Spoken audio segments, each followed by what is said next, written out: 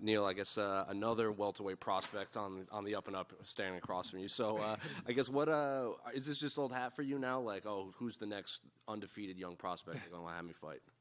I mean, it's just kind of one of those things that is definitely not the plan to find myself in a position over and over and over again. It's definitely the goal is to like keep moving forward, keep advancing, keep doing your thing or whatever. But just so happens it's the way the sport plays out. I mean, if you're ranked, lose a ranked fight, you fall back in the rankings, and you kind of have to get a win to get yourself back into a position to like, all right, now I can call out somebody ranked above me sort of thing to keep climbing, keep moving forward. But yeah, here we are again, finding another undefeated up-and-comer in the UFC. There's nothing I'm not used to at this point. Definitely, I don't think I enjoy pressure. I definitely feel like I thrive in that kind of pressure, especially with this fight. There's a lot on the line. I mean, it's a main card fight. I'm here in Canada fighting a Canadian guy in his home turf, so to speak. So the bar is definitely set pretty high for me to go out there and get it done. So going off of that, I feel like a lot of people would assume the pressure is on Mike, right? He's fighting in his backyard, and he wants to be the face of Canada. But you say this is also high pressure on your end. So why do you feel the pressure fighting Mike in his backyard? Yeah, I mean, of course, at this point, like, if you're the guy fighting if you're the older guy fighting a younger up-and-coming guy, then it's like, all right, cool, someone's kind of replacing your throne, so to speak. You know what I mean? Like any other, I don't know what the right word would be. Any other ecosystem you look at. If there's a young challenger coming to challenge the vet, so to speak, that vet's position is kind of in question at that point. So the pressure definitely for me to go out there and make a statement and show like, nope, not going anywhere anytime soon. And what do you make of Mike's skill set? Because obviously, like we said, like you fought in the Ian Gares, the Shafkats, like all of these guys coming up. And where do you think he ranks in all of these in terms of his skill set? He's definitely up there. He's a very well-rounded fighter. I mean, you look at his, even though he only had 4 fights in UFC, he's currently undefeated, and he's been able to do it all throughout his career. He's the guy that has knockout power. He's the guy that has the ability to also grapple and finish the fights with grappling as well. So he definitely has a very wide variety of skill sets that he has, and he uses them well.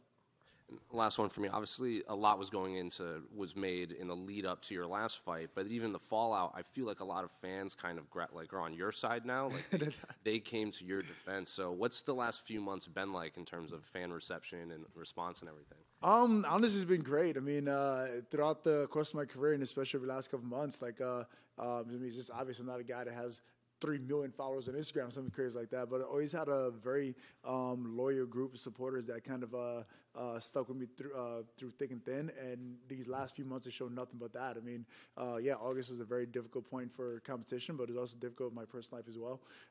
It was a very difficult place that I found myself, whatever. But like getting those messages of encouragement and support and that kind of thing really meant the world to me. I did appreciate every last one of those guys. And that was quick. Oh, hi, Neil. Right over here.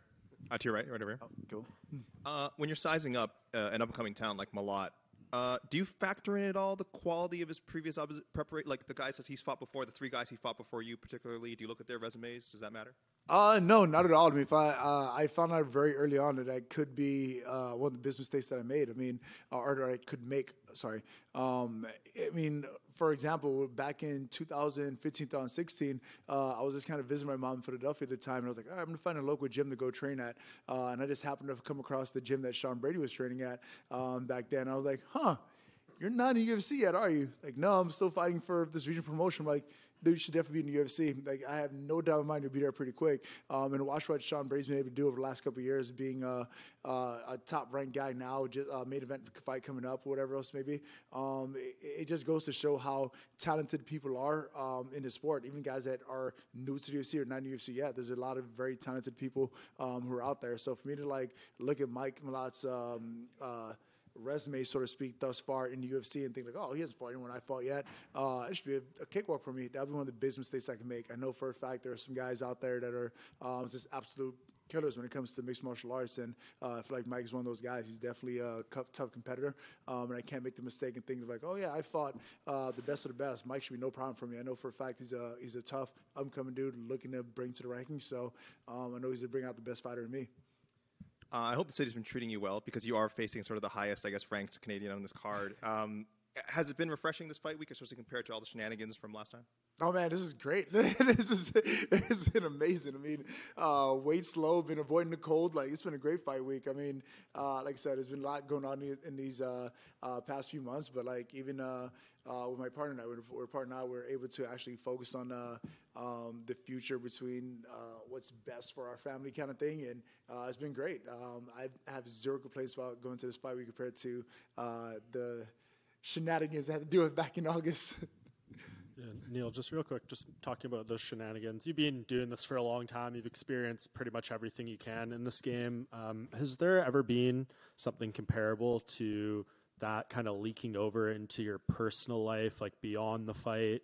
Because I know like fighting to a degree is personal always, but that kind of went to a different level for you. Have you ever experienced anything even remotely close to that? Yeah, I mean, that definitely was something I never experienced throughout the course of my career, and I thought I experienced everything you could possibly imagine at this point when it comes to certain obstacles you will have in your way. I mean, I had to fight. I literally had to fly out the week that my first son was born to go to a fight. I literally had to miss my son's birthday for a fight. I mean, I literally had to endure the loss of my grandmother for a fight, the loss of my brother for a fight. I literally had to go through all these different lists of emotions over the course of my UFC career for the last 12 years now, and all these different things that came up, and I just had to like just find a way to deal with it and find a way to like make it through or whatever. But this past one was like really, really difficult, not because like what it did in the fight itself, but like what those comments meant for me outside of the cage, so to speak. It wasn't just a matter of like, all right, you win the fight, you lose the fight. It was actually no, like my ability to actually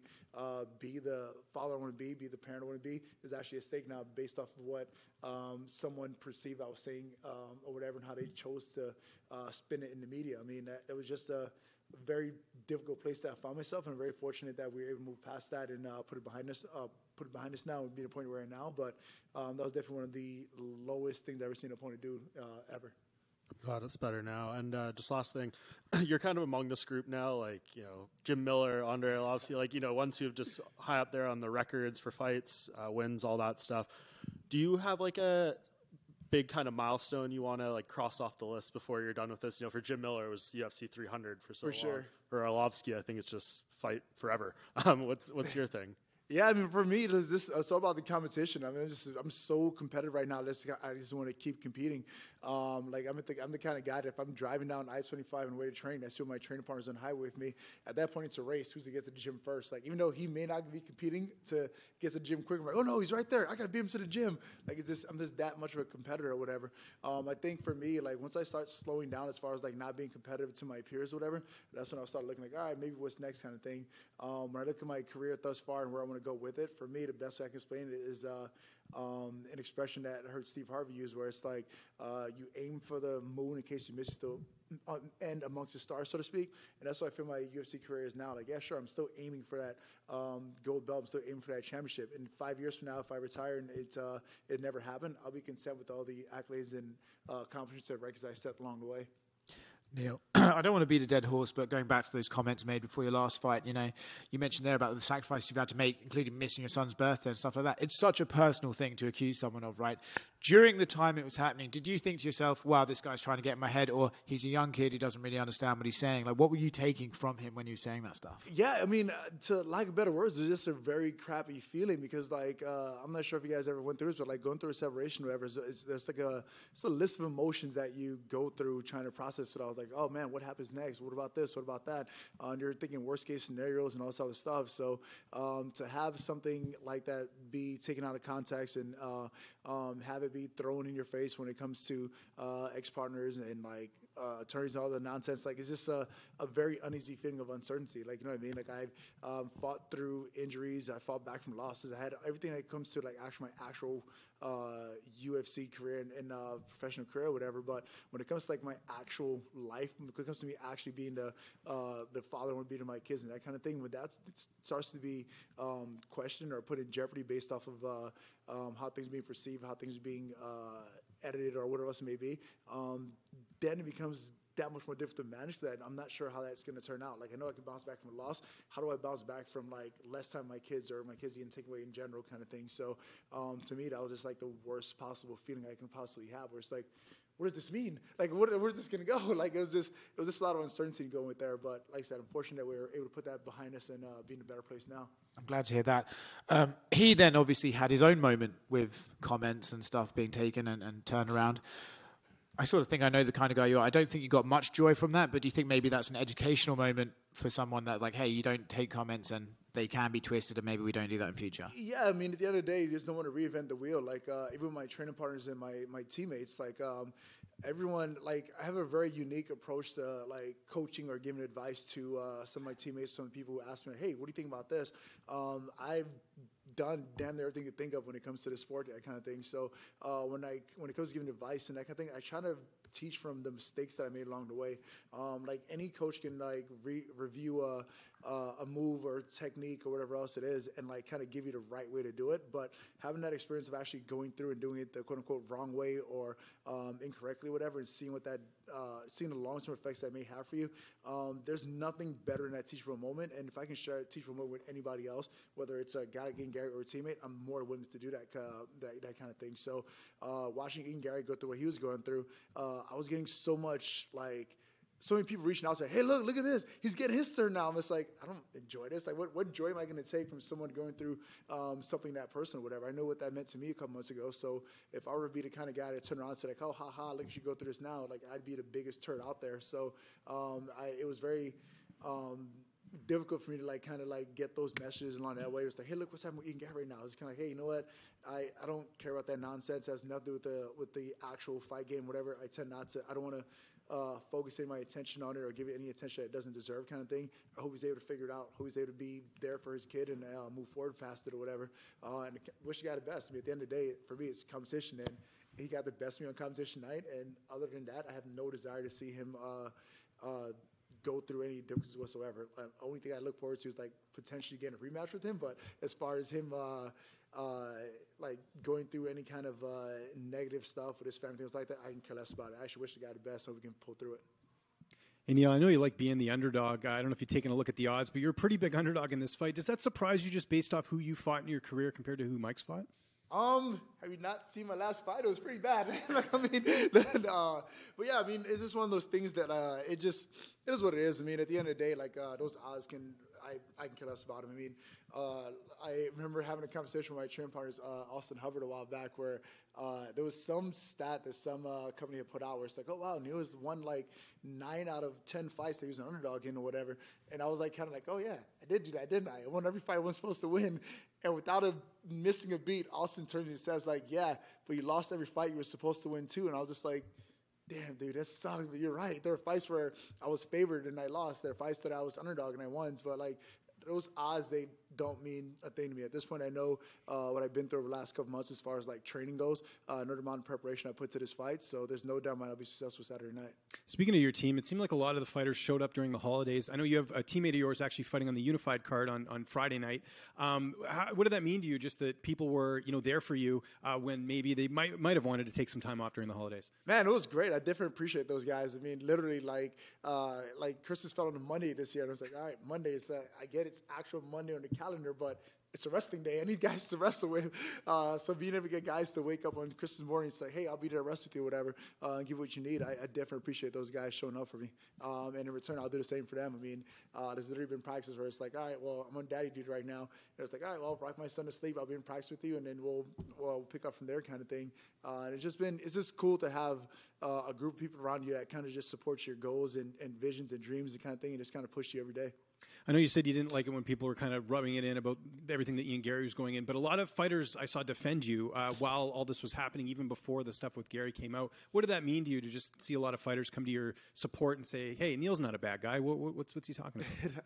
Yeah, I mean, it was definitely great to have that kind of support with the media, with my peers and that kind of thing, just the kind of like, hey, man, you'll be okay kind of thing. This will kind of settle here sooner or later.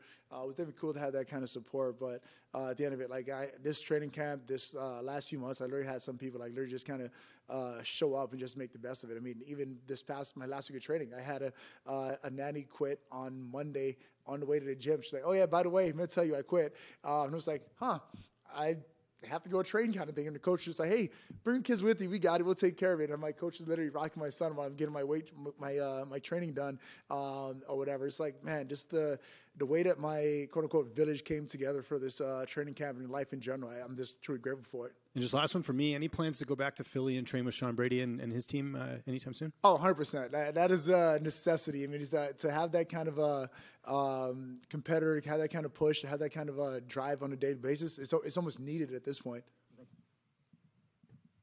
Go. Thank you, guys.